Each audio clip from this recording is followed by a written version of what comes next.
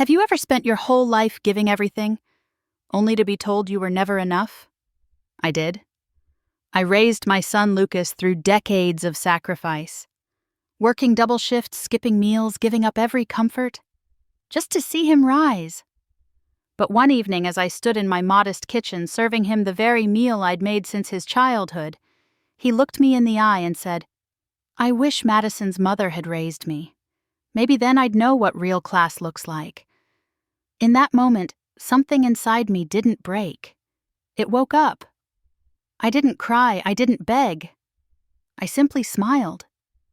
And for the first time in my life, I stopped being the invisible, convenient mother and quietly decided, if my son admired his mother-in-law's elegance, I would show him what that class was really built on. This is not just a story of betrayal. It's about awakening. Stay with me, because what happened after that night changed everything. My name is Florence Hayes, and I'm 68 years old. I live in a modest 2-bedroom house in Millbrook, Illinois.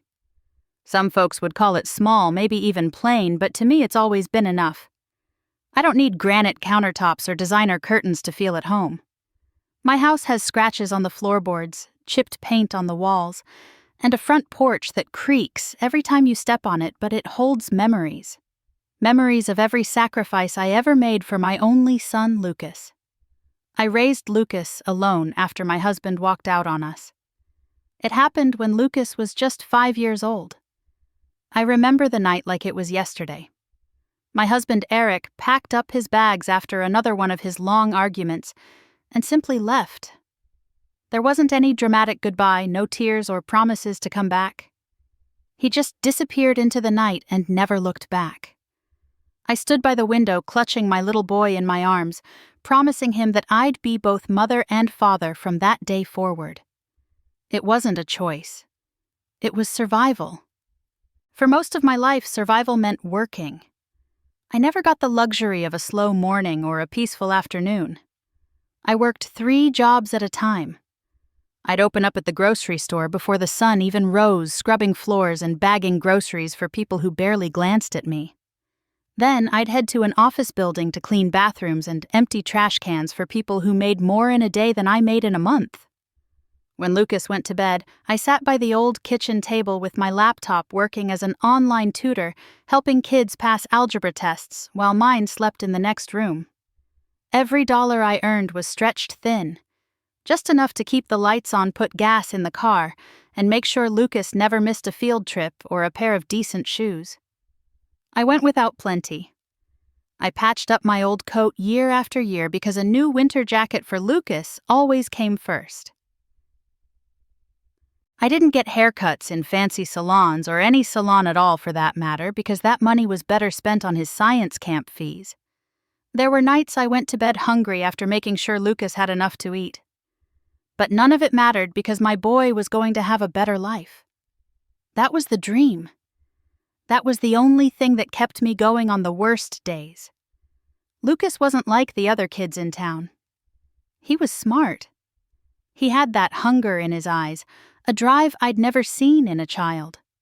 He studied hard, played basketball in high school, and earned himself a scholarship to the University of Minnesota.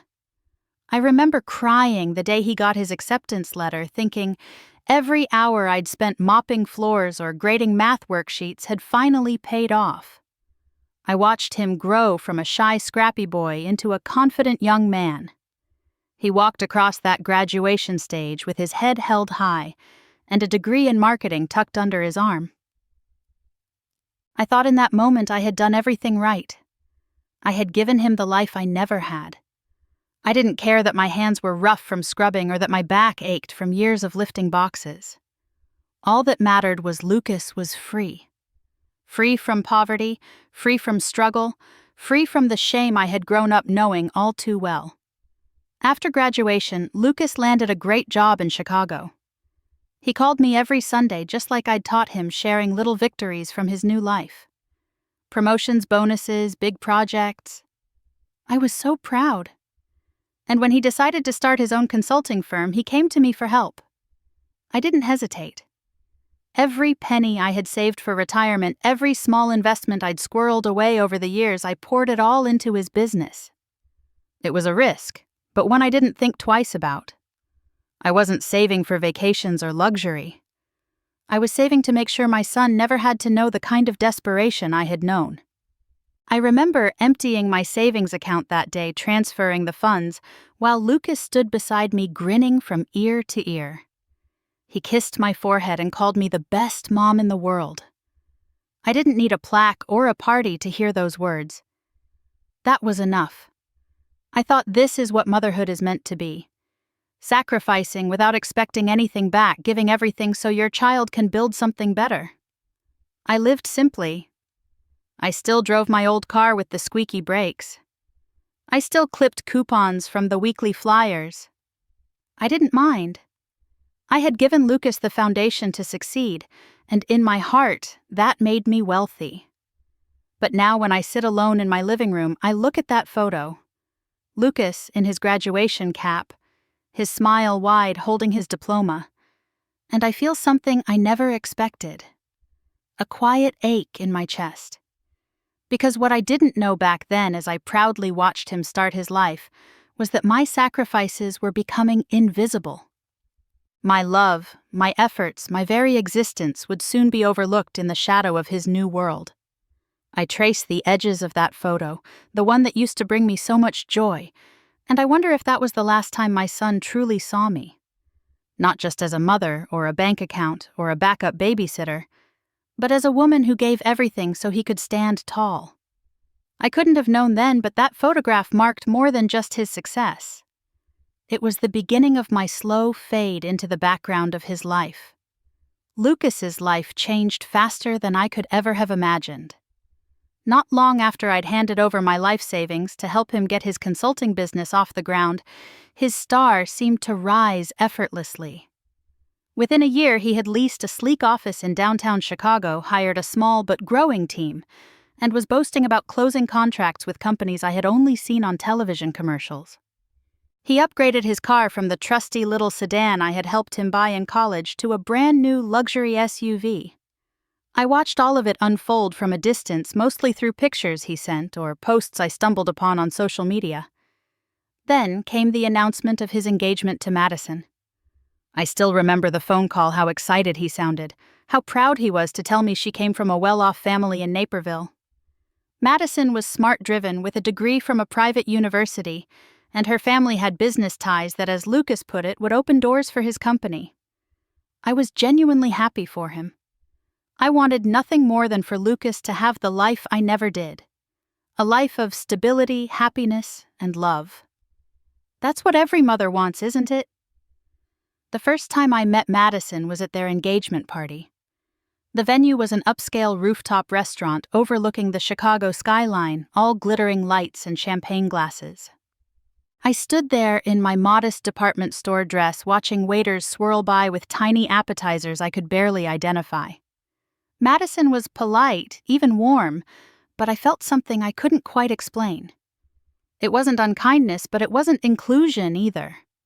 I was a fixture of formality there because it would have looked strange for the groom's mother not to be present. But it was when I met Madison's mother, Victoria Palmer, that the line between Lucas's old life and his new world became glaringly obvious. Victoria was the kind of woman who carried herself like she was born to be admired. Perfectly styled hair, designer clothes with labels that I recognized from the glossy pages of fashion magazines, diamond jewelry that sparkled under the chandelier lights. She introduced herself with a tone of superiority, mentioning her charity work, her golf outings at the country club, and the private schools she had chosen for Madison and her siblings. I smiled politely, nodding where appropriate, but every word felt like a quiet reminder that I didn't belong here. I was a mother who had scraped by, who had worked 3 jobs, who had packed lunches in reusable containers to save money on groceries. Victoria lived in a world where staff handled those details, where struggle was a foreign concept. As time passed, the distance between Lucas and me grew widening with every social event, every business milestone, every holiday photo where I was noticeably absent. They bought a beautiful home in the suburbs. A sprawling house with tall windows, a grand staircase, and a manicured lawn that Madison took pride in sharing online. I was invited to visit, yes, but the visits felt like obligations, not moments of family connection. When Madison became pregnant, I was overjoyed. I dreamed of being part of my grandchild's life, teaching them simple things like baking cookies or telling bedtime stories. But those dreams quickly faded. The closer Madison's due date came, the more I realized my role was going to be limited, carefully controlled. Madison made it clear that her mother would be involved in all major decisions. Victoria even flew in a private maternity nurse for the first few weeks after baby Emma was born. I was given small roles, running errands, babysitting when needed, but never invited to the key moments. I wasn't present at the hospital when Emma was born. I wasn't included in Emma's first photo shoot or her first birthday party, which was a lavish event at a country club filled with people I'd never met. I heard through Lucas that Victoria was referred to by everyone as Grandma Vicky, complete with personalized gifts and matching outfits for her and Emma. Meanwhile, I was Grandma Florence, who came over to watch Emma while Madison and Lucas went to couples retreats, wine tastings, or social events. The calls from Lucas became shorter and less frequent. He would call, but it was mostly to ask for little favors. Could I come stay with Emma for a weekend? Could I pick up groceries? Could I help organize something last minute? Every conversation seemed to revolve around what I could do for them, not how I was doing. And then came the first ask for money. Mom. Lucas had said, his voice smooth, like it had always been when he wanted something. It's just a small loan. I'm in the middle of a big expansion project and cash flow's a little tight. It's temporary. You know you'll get it back.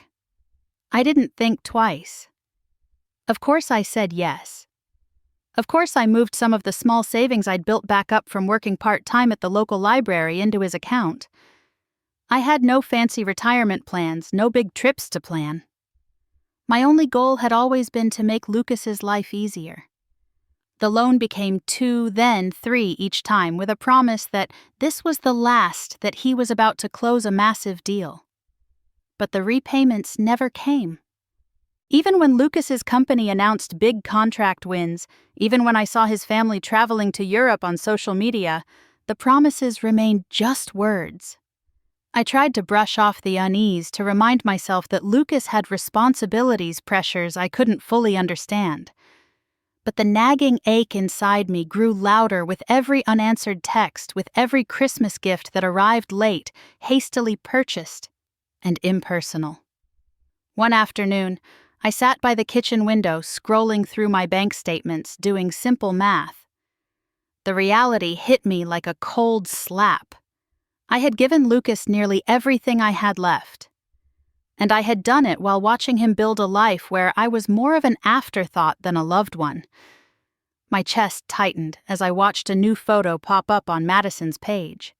Victoria and Madison seated by a resort pool, toasting with champagne, captioned, 3 generations of elegance, Grandma Vicky, Mommy and baby Emma. No mention of me. No photo of me. I pressed my hand against my chest, feeling the familiar beat of my heart steady but heavy. Somewhere along the way I had stopped being seen. I was no longer the mother who sacrificed, but the woman they called when they needed a favor. And Lucas, my Lucas, had taken not just my money, but my existence for granted. I leaned back, closed my eyes, and for the first time in decades, I allowed myself to feel it. Not sadness, not helplessness, but something colder and clearer. Something had shifted. I didn't know it then, but the moment I realized my place in their lives had been reduced to convenience was the moment I stopped accepting it. Quietly, without anger or tears, I promised myself this would change. And it would start with remembering my own worth. It was a quiet Saturday evening, the kind that used to be my favorite when Lucas was still a boy. I'd spent the whole afternoon preparing his favorite meal, something I hadn't done in years. A hearty pot roast, slow-cooked with carrots and potatoes, buttery mashed potatoes on the side, and a homemade apple pie cooling on the counter. The house smelled of comfort, of warmth, of the life I had once known when it was just me and my little boy against the world. Lucas had called earlier in the week to say he was coming by one of his rare visits, now that his world spun in circles I wasn't part of. I had smiled through the phone, pushing aside the faint ache that had settled deep inside me after so many years of distance. He was coming home for a meal, and I wanted to give him something familiar, something that might remind him of who I was before life's noise had pushed me into the background. When he arrived, I could hardly recognize the young man who stepped through my door. Expensive loafers, a watch that probably cost more than my monthly pension, and the faintest trace of an attitude that didn't exist when I used to pack his school lunches. His smile was polite but thin, his hug brief and distant. Still, I let myself savor it. I told myself maybe tonight would be different. We sat at the kitchen table, just the two of us, eating the meal I had poured my heart into. Lucas complimented the food in passing, eyes flicking occasionally to his phone whenever it buzzed with some new notification. I ignored it. I talked about small things, the library where I worked part-time, the roses I had managed to revive in my little backyard. He nodded, but it was clear his mind was elsewhere. After dinner, I brought out the pie, the golden crust still slightly warm. As I served us each a slice, I took a breath. The conversation I had been rehearsing for weeks was sitting at the tip of my tongue. I stirred my tea and kept my voice light, casual, like I wasn't about to talk about the one thing that had weighed me down for years. Lucas, I began softly. I hate to even bring this up, but the house insurance renewal is coming up soon and things have been tighter for me lately than I like to admit. I smiled gently, trying to keep the vulnerability out of my voice. I was wondering about the money from the business loan. You mentioned paying some of it back once things stabilized. His spoon clattered against the porcelain plate as his posture shifted, shoulders stiffening. I immediately regretted bringing it up, but pressed on, determined to at least finish my sentence. Lucas leaned back in his chair, letting out a sigh that was more annoyance than exhaustion. Mom, we've been through this. The business is stable, but I've got overhead. I've got Madison's plans for Emma's school, and we're investing in the house again. Why do you always have to make it about money? I blinked, the words striking harder than I expected. I wasn't asking for luxury, just enough to stay afloat. Lucas, I never meant... He cut me off, the irritation in his tone bubbling to the surface. You never meant, but it's always there, Mom. The guilt trips the little comments. Madison says it too. Every conversation eventually comes back to how much you've done, how much you've sacrificed. Honestly, it's exhausting. The words lodged themselves in my chest like glass shards. I opened my mouth to speak, but he wasn't finished. Sometimes I wish Victoria had raised me, he said, his voice rising, his cheeks flushing slightly. At least then I would have known how to be better, how to have real class. Not this. The silence that fell between us was suffocating. My fork lay untouched on the plate. My pie sat there, forgotten. The scent suddenly too sweet, too heavy. My throat felt tight, my chest hollow. I stared at the son I had raised, the boy I had sacrificed everything for, and realized I didn't recognize him anymore. I thought for a moment that the tears would come. That I would crumple the way I always did, apologizing, excusing, forgiving. That I would smooth things over like every mother was trained to do. But instead, something inside me cracked. Not broken, but released. It was as though a weight I had been carrying for decades had finally shifted, freeing me from a lifetime of quiet servitude. I placed my fork down, folded my hands neatly on the table, and looked him straight in the eye. My voice came out steady, calm, even a little detached. "That's certainly an interesting perspective," I said simply. Lucas blinked, clearly thrown by my lack of reaction. He shifted in his seat, expecting a meltdown, maybe tears. I gave him none of that. I gave him the silence he had always mistaken for weakness, but would soon learn was quiet strength. "Mom, I didn't mean—" His voice faltered, but I didn't let him finish. "No, Lucas," I said quietly. "I think you meant exactly what you said. And you know what? You're probably right." I stood gathering the plates and walking them over to the sink. My hands moved mechanically, rinsing the dishes, but my mind was clear in a way it hadn't been in years. I spoke over my shoulder, each word measured, deliberate. Maybe Victoria could have taught you how to live the way you crave. Maybe she could have shown you how to carry designer bags and sip wine in 5-star hotels. Maybe she could have made you feel more elevated. I turned, drying my hands on the old kitchen towel, finally meeting his gaze again. But I know one thing, Lucas. She wouldn't have stood at gas stations at 3 a.m. to stock shelves so you wouldn't go hungry. She wouldn't have missed meals herself so you could have new shoes for basketball tryouts. She wouldn't have fought tooth and nail to keep a roof over your head when the world wanted to see us fail. His jaw clenched, but he stayed silent. I stepped closer. The exhaustion I had carried for years, slowly melting into something else. Clarity.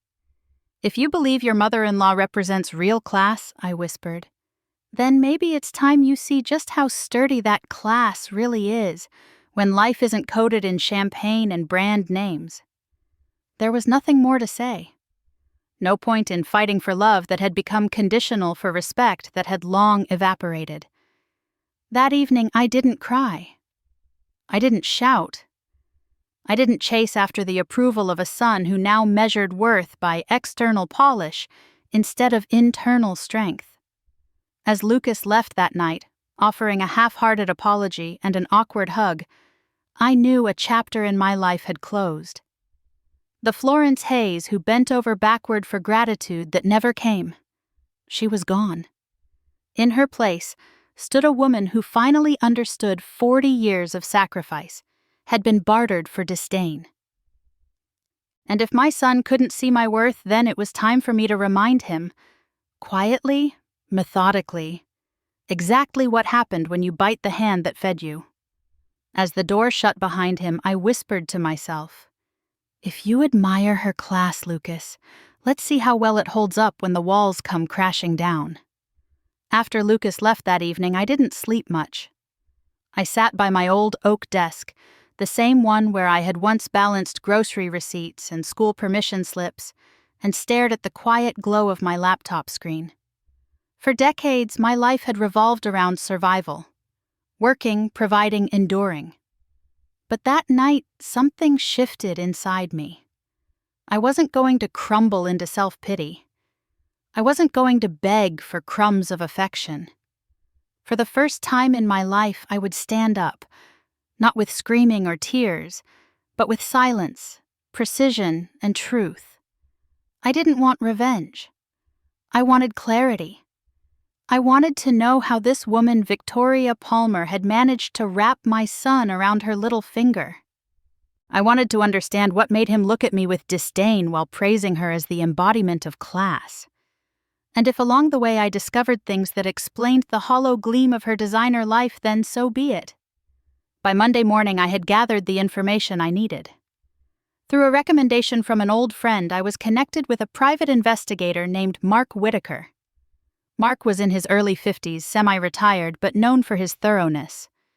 We met in a quiet diner halfway between Millbrook and Chicago, and over coffee and scrambled eggs I laid out my request. "I'm not interested in drama," I told him, my voice calm but firm. "I'm interested in the truth. I want to know everything there is to know about Victoria Palmer. Her financials, her background, her history. The kind of things people keep hidden behind manicured lawns and designer handbags." Mark's expression didn't change. He simply nodded and took out his notepad. Discreetly, he asked, "Absolutely. No one, especially my son, should know I'm asking questions." "Not yet." He jotted a few notes. "It'll take a couple of weeks, Mrs. Hayes. People like her are good at covering tracks." I sipped my coffee and felt the first flicker of something I hadn't felt in years. Purpose. That's fine. I've been patient my whole life. I can wait a few more weeks. The following days I kept myself busy. I cleaned the attic, tended to my roses, baked pies for the church fundraiser. But underneath it all, I was sharper than ever. I paid more attention to the calls I overheard while babysitting Emma. I noticed how Madison avoided bringing up her mother's recent trips. I picked up little breadcrumbs, filing them away quietly.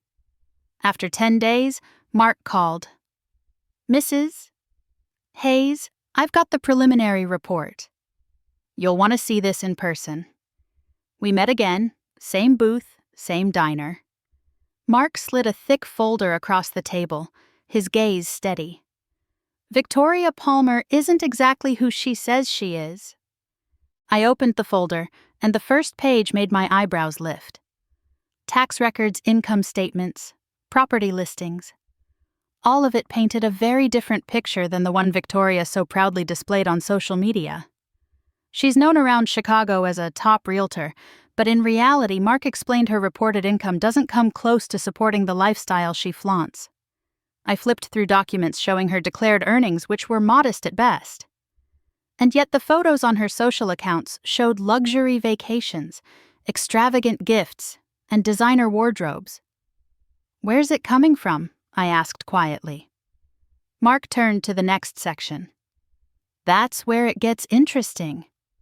10 years ago, Victoria filed for bankruptcy under her previous name, Beverly Jean Crawford. Before she married her current husband, Richard Palmer, she was drowning in debt from credit cards and failed investments. I kept reading, heart thumping in my chest. There were copies of court records, bankruptcy filings, even news clippings about a financial scandal in a neighboring suburb. I remembered Madison once boasting about her mother's legacy in real estate, her decades of success. But here in black and white was a very different legacy, one of failed businesses, foreclosures, and mounting debt. She legally changed her name before marrying Palmer. Mark continued. Rebranded herself, so to speak. Started fresh, marketed herself as someone from old money, someone who always had success in her blood. I let out a soft breath.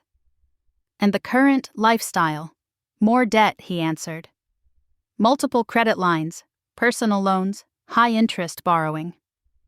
The house they live in, mortgaged to the brim. The luxury car, leased. Her commissions from real estate sales barely cover minimum payments. If the market shifts or if any of her deals fall through, she could lose everything overnight." I flipped to the next section and my hands stiffened. It detailed allegations of questionable dealings with client funds, small amounts cleverly masked, but enough to raise eyebrows if anyone cared to look closely. "There's more," Mark said, lowering his voice. I tracked down 2 previous employers. Both mentioned cash flow discrepancies while she worked there, but neither pursued charges because the amounts were minor and she left before things escalated. She's been careful, but not clean. I closed the folder slowly. The image of the sophisticated, successful Victoria Palmer who had stolen my son's admiration was starting to unravel. Beneath the polished surface was a woman who built her life on smoke and mirrors, leaning on deception while pretending it was grace. "Can you gather more details about the client fund misuse?" I asked. "I already started that trail," Mark replied. "Give me another week." I nodded. "Good. I'm going to need more than just whispers and suspicions. I need hard facts, proof that can't be explained away." As I left the diner, the autumn wind brushing against my cheeks, I felt more alive than I had in years. Not out of spite, not out of hatred, but out of a newfound sense of justice. For too long I had sat quietly absorbing the condescension of a woman who'd never walked a day in my shoes. A woman who had the audacity to teach my son to be ashamed of me while living a life built on fraud. The days that followed were filled with quiet determination. I continued to watch Emma on weekends, playing the role of the supportive grandmother while secretly gathering details. Every innocent-sounding conversation with Madison revealed little cracks in their narrative. I paid attention, remembered names, dates, inconsistencies. By the time Mark returned with the final report, I was ready. The evidence was airtight. Loan defaults, pending debts, forged signatures on client documents, and detailed records of hidden financial struggles. I sat alone in my living room that night, reading every word, letting it all sink in.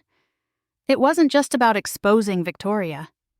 It was about reclaiming my place in my family's story, about saving my granddaughter from learning the worst lessons life could offer. One's about valuing appearances over integrity. I looked at the family photos on my mantelpiece. There were fewer of them now, most collecting dust in boxes after years of being subtly replaced by snapshots of Madison's curated world. But I felt something I hadn't felt in a long time: resolve. I wouldn't fight with screams. I wouldn't demand apologies. I would let the truth speak. And through it, I would carve a path back, not to the same life I had, but to something stronger. I would no longer be the forgotten figure in the background. I would be the quiet force that reminded everyone who I was and what I stood for. Saving my son would come later. But saving my granddaughter, that mission had already begun. I didn't need to make a scene. I didn't need to raise my voice or storm into anyone's office. All I needed was the truth and a quiet nudge in the right places. With Mark's report secured, I spent a full evening making copies, carefully blacking out any traceable links to myself. Everything was neatly compiled: the questionable financial transactions, the defaulted loans, the falsified client documents, and the history of bankruptcy. Victoria had so meticulously buried under her polished exterior. I mailed the anonymous package directly to the ethics board at the Illinois Real Estate Association, along with a short, impersonal note. For the sake of the industry's integrity, you may want to review the attached documents regarding one of your agents. Victoria Palmer. Then I waited. Not anxiously, but with a quiet certainty, like watching a storm you know is about to break.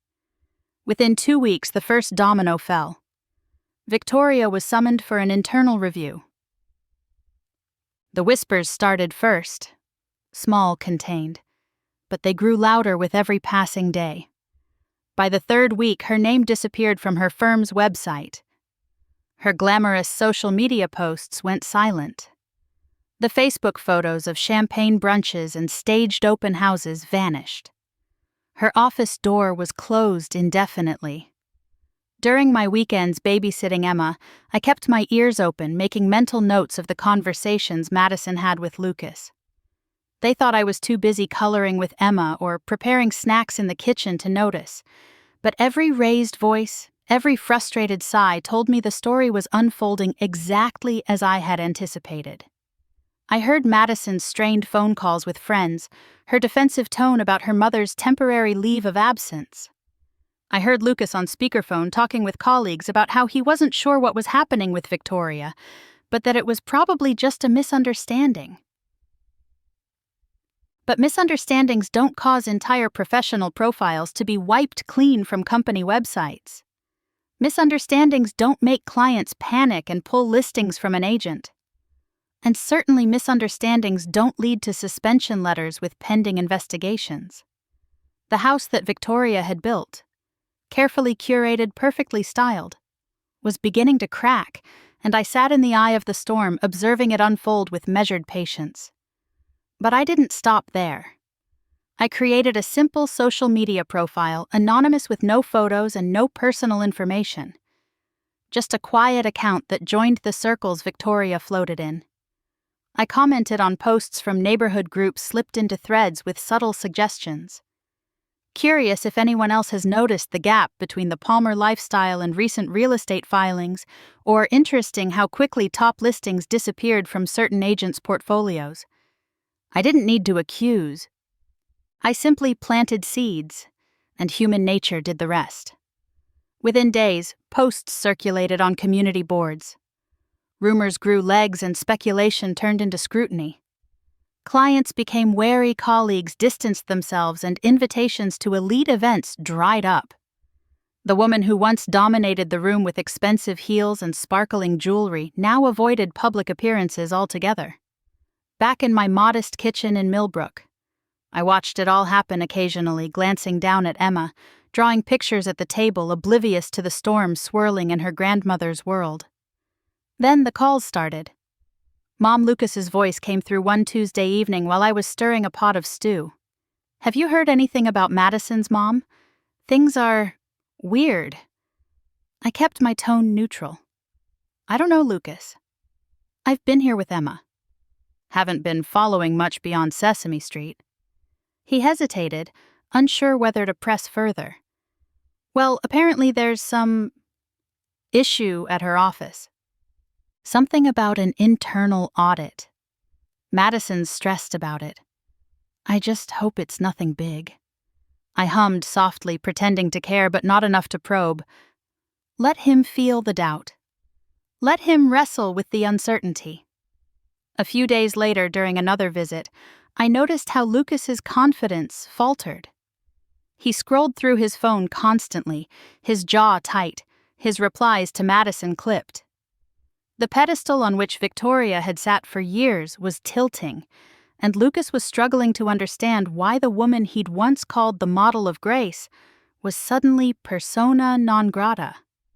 It didn't take long before the ripple effects reached their household. Victoria, unable to hold the facade any longer, visited them on a Sunday while I was looking after Emma. I stood in the kitchen doorway out of sight, but within earshot, listening as her normally confident voice cracked under pressure. "I just need a small bridge loan," Victoria said, her words shaky. "Just until this ridiculous investigation clears up. The auditors have it wrong. You know how political these things get." How much Lucas's tone was guarded, the same tone I'd heard years ago when he negotiated contracts. 50,000, Victoria said. "Just to cover a few outstanding obligations. Your business is doing well, right?" I felt my breath catch. 50,000. The same amount Lucas had borrowed from me, the same amount he had sworn was temporary but never returned. The irony was almost poetic. Lucas stammered, clearly caught off guard. "Madison and we have overhead Victoria. The house, the kids, things are tight right now." Victoria's voice shifted, slipping into guilt mode. "Lucas, family helps family. I was there when you needed connections, when you were just starting out. I'm just asking for a little support while I fix this mess." But Lucas wasn't biting. I could tell by the way his sentences grew shorter, his excuses quicker. Later that evening, I heard him talking to Madison, pacing the living room. His words cut through the walls. Words that felt like a quiet victory blooming inside my chest. "I have a family to think about now. We can't just throw money around like that. We have kids' expenses. It's not my responsibility to bail out your mother." I leaned back in my chair, a soft smile playing on my lips. It wasn't malicious satisfaction. It was the satisfaction of seeing reality finally settle into places where illusions once stood tall. Lucas had looked me in the eye not long ago and said those exact words. "I have a family to think about." And now those same words returned to him like a quiet echo, serving him the taste of his own disregard. Victoria's empire was crumbling. Lucas's faith was wobbling. And I remained silent, steady, and unseen. I didn't need revenge served hot or loud. I only needed it to be undeniable. Because sometimes the sharpest lessons come not from confrontation, but from letting people experience the consequences they once thought they were immune to. And as I tucked Emma into bed that night, I kissed her forehead and promised quietly not just to her, but to myself. This was only the beginning. It didn't take long for the cracks to become fault lines, and those fault lines to split wide open. The storm, that started quietly with whispers about Victoria, turned into a full-blown avalanche, and it didn't just bury her. It dragged Lucas and Madison right into its path. Within weeks of Victoria's suspension from her real estate firm, the gossip around their family reached every corner of their affluent community. Neighbors who once waved enthusiastically suddenly had other places to be. Colleagues Lucas had once relied on for referrals started canceling lunch meetings suddenly too busy to make time. Invitations dried up. Birthday parties, weekend barbecues, social mixers, all vanished as if they had never existed. At first, Lucas brushed it off. He told Madison that people were fickle, that business ebbs and flows, that this was temporary. But the confidence in his voice didn't match the strain in his eyes. I noticed it the few times I saw him, especially when I watched Emma. He came home from work earlier than usual, looking drained and distracted. His posture wasn't as proud, his smiles didn't reach his eyes. Madison, on the other hand, was less composed. Her calls with Lucas were sharper, her tone biting. From the kitchen, while I prepared meals for Emma, I overheard snippets of conversations. "You're just going to abandon my mother when she needs us most," she hissed one afternoon, her voice seeping through the walls. "After everything she's done for your business?" Lucas tried to explain, tried to reason, but it was clear the damage was done. Madison wasn't interested in logic. She wanted loyalty, or at least what she defined as loyalty. An unquestioning blind allegiance to her mother no matter the cost. Victoria's fall wasn't just professional. It was social, personal, and devastatingly public. Articles appeared online, small local outlets, speculating on alleged financial mismanagement. Photos of her previously glamorous life became the subject of gossip threads dissecting every detail, every lie she had spun. Friends she had boasted about disappeared. Even Richard, her husband, filed for legal separation within a month of the investigation becoming public. And Lucas, who had once built his network through her connections, suddenly found his phone calls going unanswered. Clients withdrew their contracts. Long-standing partnerships were severed without explanation. His consulting firm, once thriving, started bleeding clients and money. I saw the signs before he admitted it. The missed car payments, the stress lines deepening on his forehead, the fewer posts online about luxurious family life. Even Madison's Instagram turned quiet. No more weekend getaways, no more fine dining snapshots, just the occasional filtered photo of Emma. I stayed silent, watching the unraveling from the sidelines. I didn't offer advice or sympathy. I simply continued doing what I had always done. Taking care of Emma when they needed me, listening quietly and observing. One Friday evening, Lucas arrived to pick up Emma. He stood in my living room, shifting awkwardly, his hands tucked into his jacket pockets. "Mom," he started, and for the first time in years, his voice lacked the usual confidence. There was hesitation, a softness I hadn't heard in ages. I waited, letting him fill the silence. It's been a rough quarter," he admitted. "Some key clients pulled out. Nothing major, just a temporary setback."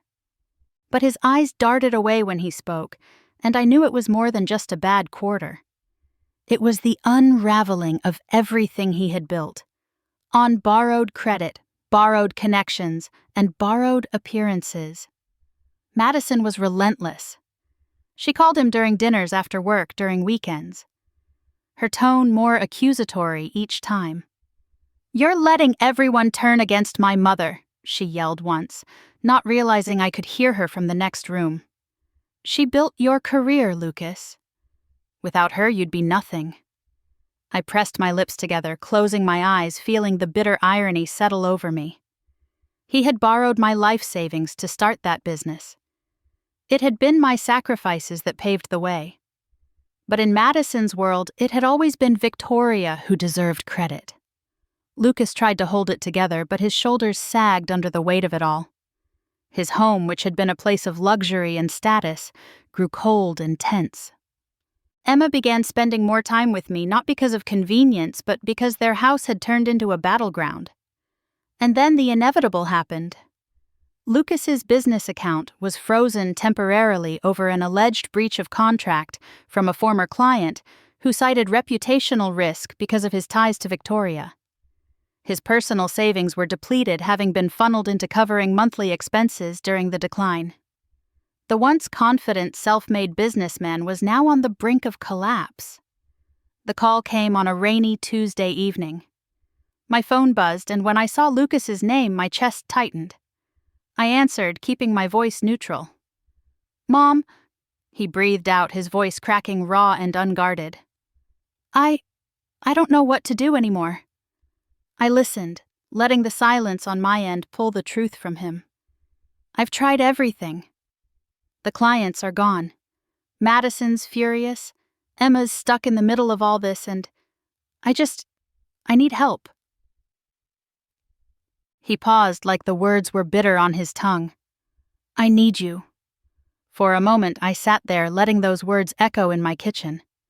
I thought back to the nights I'd stayed up counting coins to buy him school supplies. The weekends I worked double shifts so he could go to basketball camp. The years I spent sacrificing so he wouldn't have to. And then I thought about that evening in my kitchen, not long ago, when he looked me in the eyes and called me cheap, wishing someone else had raised him. This wasn't revenge. This was the consequence of forgetting who built his foundation. I took a slow breath and spoke softly. "Come by this weekend, Lucas. We'll talk."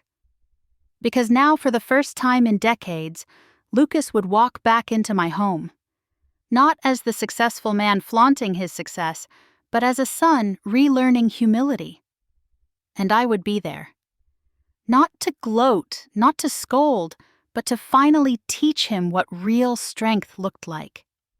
Lucas showed up at my door that Saturday looking like a man who'd been through a storm. His shoulders, once pulled back with pride, now slouched forward. His eyes, usually sharp and focused, carried exhaustion and quiet desperation. I opened the door, stepping aside without a word, letting him into the same living room where he had once told me I wasn't enough. Now he was back, stripped of the layers of pride and entitlement, finally seeing the value in what he had always taken for granted. I motioned for him to sit at the kitchen table, the same place where we'd shared meals during his childhood, where I'd counted paychecks and planned ways to make ends meet. It felt fitting, almost poetic, that we would sit here again to settle a different kind of debt. He sat down slowly, his hands gripping the coffee mug I placed in front of him. For a long moment, neither of us spoke. I gave him the space to gather his words, and when he finally looked up, his expression was one I hadn't seen in years. Raw, honest, and humbled. "Mom," he began, his voice low and steady. "I've made a mess of everything. I see that now. I waited. I need your help," he admitted. "Madison is threatening to take Emma. The business is collapsing, and I don't even know where to start." I nodded, but I didn't reach out with immediate comfort. Those days were over. The version of me that would swoop in to fix everything, asking nothing in return, no longer existed. "I'm willing to do anything," he added quickly, sensing the shift in me. "I'll make it right." I leaned forward, folding my hands together on the table. "Then let's be clear, Lucas. This isn't about me rescuing you. It's about you earning your way back. No more silent sacrifices. No more taking advantage of my love. If I help you, it comes with conditions." His jaw tightened for a moment, but he nodded. He knew he wasn't in a position to bargain. "I need to hear you say it," I pressed. "You understand this help won't be free." "Yes," he said quietly. "I understand." "Good," I replied, standing to retrieve a manila folder I'd prepared the night before. I placed it in front of him. "Read it." Lucas flipped it open, his eyebrows knitting together. Inside was a simple, straightforward contract I'd typed and printed myself. Clear terms, no loopholes. "You will repay every dollar I've lent you with fair interest," I said, tapping the section he was reading. "There will be no gifts, no forgotten loans. Every penny you've taken from me will be returned." Lucas nodded, continuing to read. "You will publicly acknowledge your mistakes." I continued, my tone steady. "I don't need your humiliation, but I do need you to take responsibility for how you've treated me, for the things you've said, and for the choices you've made." His throat bobbed as he swallowed. "You will fight for custody of Emma," I added, softening just slightly. "Not for your sake, but for hers. She deserves stability. She deserves to be raised by someone who understands what it means to be honest, to value family for the right reasons, not for appearances." I watched him as the weight of my words settled in. There was no outrage, no pushback, just a quiet resignation to the fact that this was the only way forward. "And most importantly," I said, leaning back in my chair, "you will rebuild from the ground up. You will live within your means, you will rebuild your business ethically, and you will not expect handouts from anyone. Not me, not Madison's family, not anyone." Lucas let out a shaky breath. "Mom, this is a lot." I didn't flinch. So was raising you alone. So was sacrificing my health and security so you could have opportunities I never had. So was watching you erase me from your life while praising people who built their lives on lies. His head dropped, shoulders sagging further under the weight of truth. "This is the last time I help you, Lucas. From this point forward, my support comes with expectations. You'll follow my guidance. You'll live under my roof until you are capable of standing on your own again. You'll report progress monthly on your finances, your business, your efforts with Emma." He blinked up at me, stunned but accepting. "You've already thought this through." "Years ago," I said softly. "I just never had the courage to enforce it." Lucas ran a hand through his hair the way he always did when overwhelmed. "Why are you even willing to help me after everything?" I took a slow breath. "Because I'm your mother. And unlike the people you thought were your family, I don't abandon my own.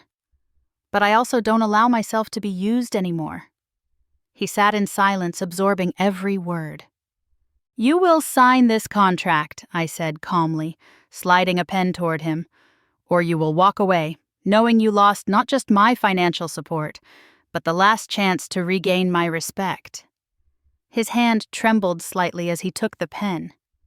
I saw flashes of the little boy he used to be, the one who trusted me, who depended on me, who knew I was the only constant in his life. And for a brief moment, I pitied him. But I didn't let that pity cloud my judgment. With a heavy exhale, Lucas signed. "Now," I said, standing, "we get to work." Over the next few days, we built a plan. I reviewed his accounts, set up meetings with financial advisors, and established strict budgets. I contacted a lawyer I trusted, one who would help Lucas fight for Emma's custody using documented proof of the toxic environment Madison and Victoria had created. Lucas followed my instructions without complaint. He sold his luxury car, downsized his lifestyle, and committed to rebuilding with integrity. He stayed in the guest room of my small house doing chores, caring for Emma, rebuilding his life from the very bottom. And for the first time in my life, I didn't feel like a backup option or an invisible safety net. I felt like a mother who knew her worth. A woman who was no longer ashamed of her modest home, her simple life, or her quiet resilience. Lucas hadn't just come back to my house. He had come back to reality. And I was going to make sure he stayed grounded, even if it meant holding him accountable every single day. Florence knew the next step wasn't just about rebuilding Lucas's life. It was about protecting Emma. It was about making sure the little girl didn't grow up tangled in the same web of superficiality and manipulation that had poisoned Lucas for years. She wanted to break the cycle to create a future where Emma would be nurtured by honesty, not hollow appearances. So she didn't hesitate. She picked up the phone and called Rebecca Lawson, a family lawyer known for her sharp mind, unrelenting spirit, and most importantly, her ability to win custody battles that seemed unwinnable. From their first meeting, Rebecca understood the assignment perfectly. She listened patiently as Florence laid out the years of quiet neglect, the years of financial abuse, the recent collapse of Victoria's facade, and Madison's unwillingness to put her daughter first. Rebecca didn't ask for drama. She asked for documentation. And Florence delivered.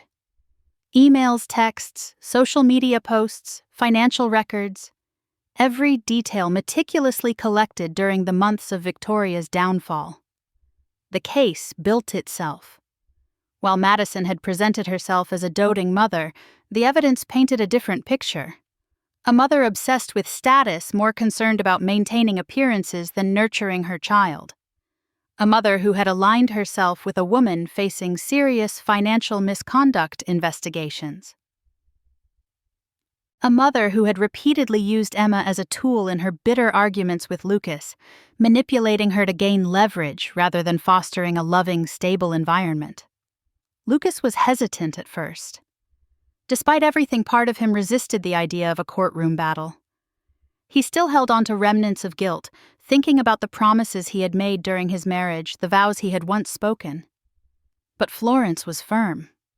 She reminded him of every night Emma had been left with babysitters, while Madison partied every tear Emma had shed when Lucas wasn't allowed to visit, every lie Madison had told to keep Emma away from him.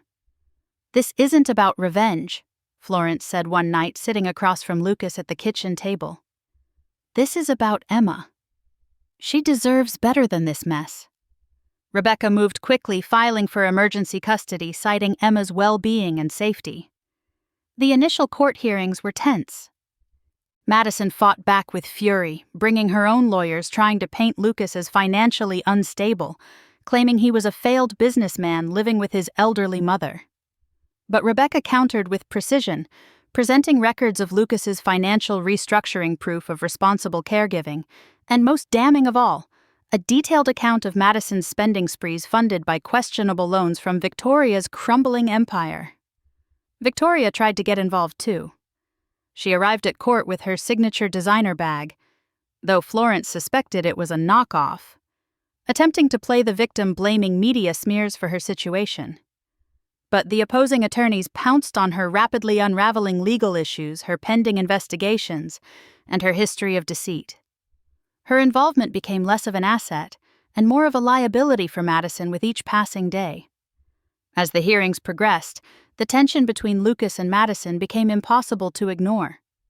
Madison accused Lucas of betrayal, of conspiring with Florence to ruin her family. Lucas, for the first time in years, stood his ground. He spoke clearly about his daughter's needs, about the toxic environment Madison had created, about the way Victoria's lies had consumed their lives.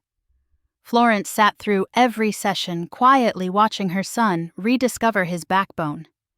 Watching him transform from a man who had once mocked his own mother to a father willing to fight for his child's future.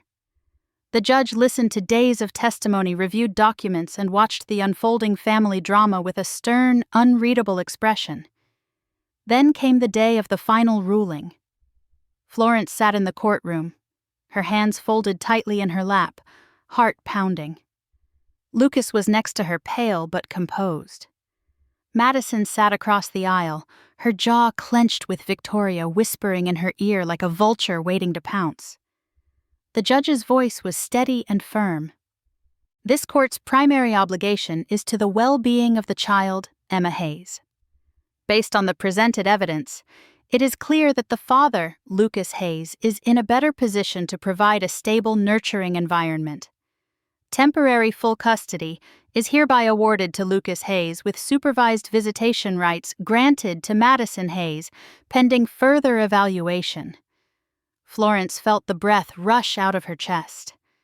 She hadn't realized she had been holding it in. The judge continued. Given the evidence of financial misconduct, and ongoing investigations involving Miss Victoria Palmer, the court finds it in the best interest of the child to limit her contact with Emma until such matters are resolved and reviewed by a child psychologist. Madison's face turned sheet white.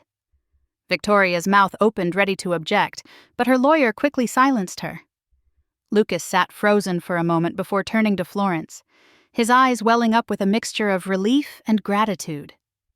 They walked out of the courtroom into the crisp afternoon air, and Florence felt something she hadn't felt in a long time: victory.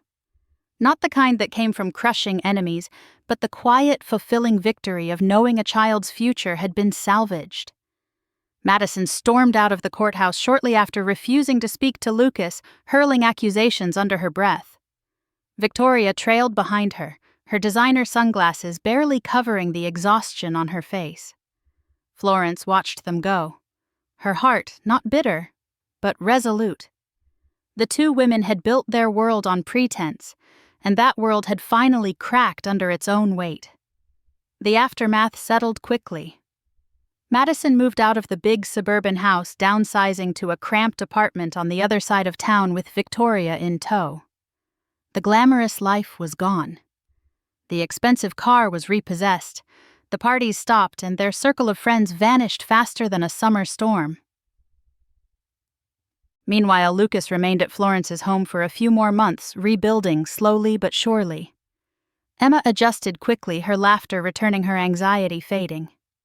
Florence watched her granddaughter blossom in an environment free of manipulation and instability.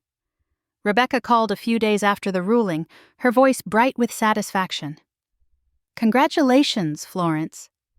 You didn't just win custody. You changed the trajectory of Emma's life." Florence smiled, looking over at Emma playing in the garden. "No," she replied softly. "We gave her the childhood she deserves."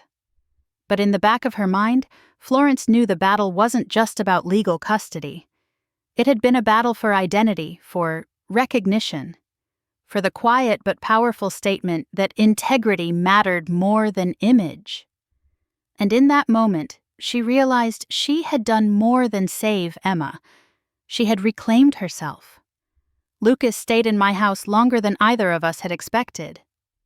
The man who once called me an embarrassment now lived under my roof, not out of shame, but out of necessity. At first, it was awkward. I kept my distance, letting him feel the weight of his decisions without constantly reminding him of them. I made it clear from the start.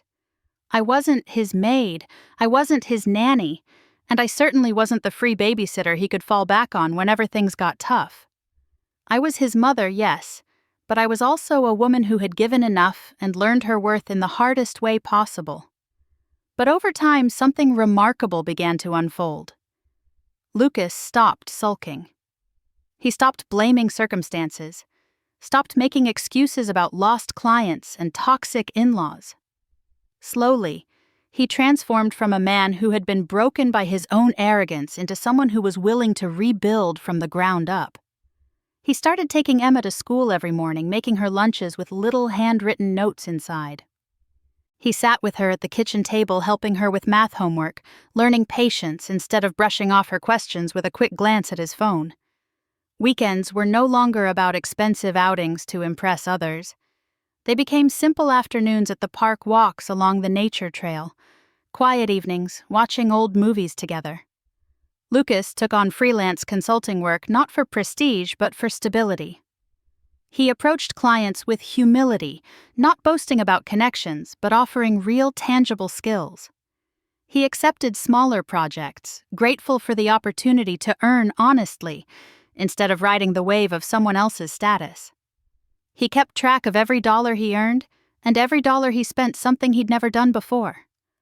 Every month, without fail, a payment would land in my account. Part of the repayment agreement he signed under my roof. He never missed one. He sent it along with a handwritten note, something simple but meaningful. A thank you, an update about Emma, a reflection on his progress. It wasn't about the money anymore. It was about acknowledgement, about respect, about Lucas finally understanding the depth of what had been given to him all his life. I refused to return to the role I had played for decades. I didn't cook every meal. I didn't wash his laundry or tidy up after him. I made my expectations clear. This was his life to clean up, and I would not carry the burden for him.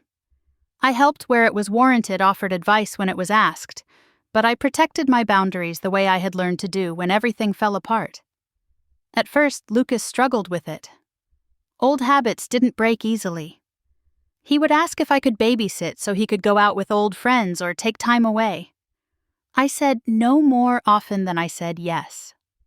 I reminded him that raising his daughter was his responsibility, not a duty to be shifted around when convenient. Slowly, I watched him shift from seeing me as a fallback plan to seeing me as a guidepost. Someone to respect, someone whose approval wasn't given freely anymore. Emma flourished. She grew lighter, freer, more confident. The anxiety that once hovered in her eyes vanished as she adapted to a life grounded in love, not judgment. She thrived in the routines her father built, in the structure and stability of simple living. She learned how to bake cookies with me on Sunday afternoons, not as a child being dumped at Grandma's house, but as a granddaughter who genuinely wanted to spend time with me. She learned to read chapter books under the tree in my backyard, her giggles filling the air without the tension that had weighed on her for years. I kept my life simple. I continued working at the library, tending to my roses, enjoying the peace I had reclaimed. I kept my independence fiercely intact, never allowing myself to slide back into the shadows of Lucas's world. I was there for guidance, for wisdom, for unconditional love, but not for unconditional service. The old Florence would have cooked his meals, cleaned up after him, shouldered the burden of his broken life without complaint. The woman I had become understood that real love didn't mean self-sacrifice to the point of invisibility. It meant teaching.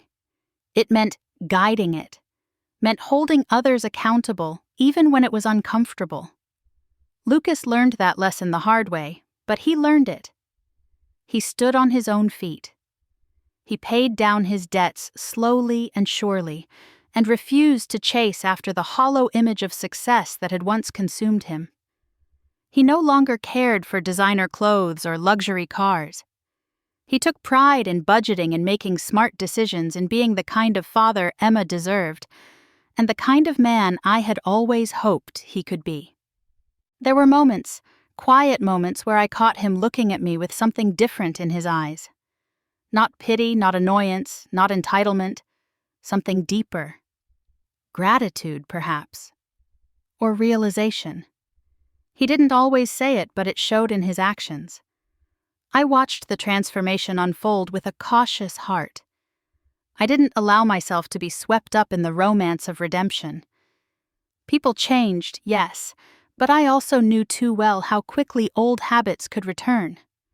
I stayed firm in my convictions, clear in my boundaries, unwilling to revert to the woman who had let herself be used. But I also allowed myself to feel pride. Not because Lucas had become perfect, but because he had chosen growth when it would have been easier to collapse. Because he had faced himself in the mirror and confronted truths that most people spent their lives running from. I had earned my peace, and I wouldn't compromise it again. I watched my son reclaim his dignity not through shortcuts, but through hard work and humility. I watched my granddaughter blossom in a home that celebrated honesty over pretense. And I felt the steady warmth of knowing I had done my part, not as a silent martyr, but as a woman who stood tall for herself and her family. The lessons had been brutal, the road painful, but standing there watching Emma chase butterflies in the yard while Lucas prepared dinner in the kitchen, I knew I had finally broken the cycle. I had raised my son not just to succeed, but to rise after failure. Not just to love, but to understand respect. Not just to provide, but to nurture. And in that quiet home filled with the laughter of a little girl and the steady hum of a rebuilt life, I felt something I hadn't felt in years. true, lasting peace. 2 years passed, and life looked very different from the chaos that had once consumed it. Lucas had rebuilt his world, brick by steady brick, but this time with a foundation that didn't rely on illusions or borrowed pride. He was living in a modest home just a few miles away from Millbrook, close enough to visit often, close enough to show up at my doorstep with Emma in tow, their arms full of groceries or fresh flowers from the local market. I didn't have to ask for help anymore. He offered it freely, without guilt, without obligation. Just love. Simple, honest, and finally mature. Lucas's business had recovered, but on his own terms. No more flashy clients gained through underhanded referrals, no more backdoor deals. He worked hard, built loyal relationships, and accepted projects that aligned with his values, not just his wallet. He lived simply, but comfortably. And more importantly, he lived with integrity. The boy who once measured success by luxury cars and fancy dinners now measured it by evenings spent helping Emma with her school projects, by mornings coaching her soccer games, by the peace of knowing he wasn't beholden to anyone's deceit. Every Sunday without fail, they would come over for dinner. Lucas would bring fresh ingredients, Emma would set the table, and I would make the same comforting meals that once reminded me of sacrifice, but now reminded me of victory. Emma, with her bright smile and endless energy, no longer called me Grandma Florence, as if I were a stranger in her life. Now she simply called me Grandma, her voice full of pride and affection. She loved baking with me, loved gardening in my backyard, and loved telling anyone who would listen how her grandma made the best apple pie in Millbrook. She had changed too. The anxious, confused little girl who once tiptoed around arguments now walked confidently through life. She didn't crave brand names or Instagram-worthy outings. She thrived on genuine moments, on simple joys, on the quiet love that filled our little world. And I knew deep in my heart that I had helped give her that freedom. I had helped her escape the trap of appearances that had nearly swallowed her father whole. As for Victoria Palmer, or rather Beverly Jean Crawford, the mask had completely fallen away. The courts had no sympathy for her fabrications.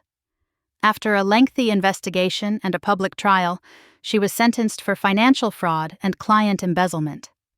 Her assets were seized, her reputation destroyed, and she was forced to serve her sentence in a women's correctional facility, far from the glitzy neighborhoods she used to parade through. I never heard her name spoken with admiration again. Her fall was not just personal. It was a community spectacle. The same people who once applauded her social media posts now whispered about her downfall over grocery store aisles. Madison's life took a sharp turn as well. Without the financial safety nets her mother had promised, she struggled to adjust. The high-end lifestyle collapsed, and the reality of self-sufficiency hit her hard. She moved from apartment to apartment, took on jobs she once scoffed at, and lived a life very different from the glamorous one she had envisioned. Occasionally, I would hear Emma talk about brief, awkward visits with her mother. Visits filled with bitterness and blame rather than warmth and joy. Madison's world had been built on sand, and once the storm came, it crumbled faster than anyone expected. I didn't rejoice in their suffering, but I didn't pity them either. Life has a way of correcting itself of teaching lessons when we fail to learn them gently. And while some might have seen my actions as revenge, I knew better. I hadn't acted out of spite. I had acted to protect, to correct, to reclaim not just my dignity, but the future of my family. In the quiet moments of my evenings when the house settled into stillness and my cat curled up by my feet, I finally felt a kind of peace I had never known before. There were no more calls asking for money, no more moments of being sidelined at family events, no more pretending to be okay while my heart ached for recognition. I had found respect, not because I demanded it, but because I had earned it through quiet strength and unwavering boundaries. Lucas visited me more often than I had ever thought possible. He called not out of obligation, but because he wanted to share his life, his challenges, his victories. Our relationship, once strained and bitter, had evolved into something honest, something grounded. He no longer saw me as just the woman who had cleaned his wounds as a child or written his tuition checks. He saw me as the woman who had taught him to stand tall when life knocked him down, as the woman who loved him enough to let him face the consequences of his choices, and as the woman who had shown him what real strength looked like. Emma would curl up beside me on the couch, listening to old family stories, giggling at Lucas's childhood mishaps, asking me questions about life. She wasn't impressed by fancy vacations or expensive gifts. She was proud of her family's resilience, of the quiet lessons we carried in our hearts. As I sat on my porch in the early evening light, watching Lucas play soccer with Emma in the yard, I reflected on the journey that had brought us here. It hadn't been easy. There were nights when the loneliness was unbearable, days when the betrayal felt suffocating, and moments when I questioned if I had done the right thing. But now, watching the simple joy on my granddaughter's face, hearing the laughter of my son, and feeling the serenity of a life lived without pretense, I knew I had chosen correctly. Because real love wasn't about indulging every whim. It wasn't about shielding people from consequences or sacrificing yourself until there was nothing left. Real love was guiding others toward their better selves, even if it meant standing firm in the face of their anger, even if it meant letting them fall so they could learn how to rise again. I had spent most of my life believing that being a good mother meant giving endlessly. But now, in the peace of my later years, I understood the truth. Love is not blind indulgence. It is the courage to help people face reality, the patience to let them grow, and the strength to know when enough is enough. And as the sun dipped below the horizon, casting a golden hue over the world, I had quietly fought to protect. I smiled to myself and whispered, "This is love. The kind that doesn't make you smaller, but stronger." If this story touched your heart, if it reminded you of the quiet sacrifices mothers make and the strength it takes to reclaim your worth, I'd love to hear your thoughts. Have you ever felt taken for granted by someone you loved? Have you ever had to make a hard choice to protect your own dignity? Share your experience in the comments below. Your voice matters here. And if you believe in stories of strength, family, and redemption, make sure to subscribe to our channel and turn on the notification bell so you never miss another inspiring story like this. Thank you for listening, and remember, it's never too late to stand up for yourself and remind the world of your worth.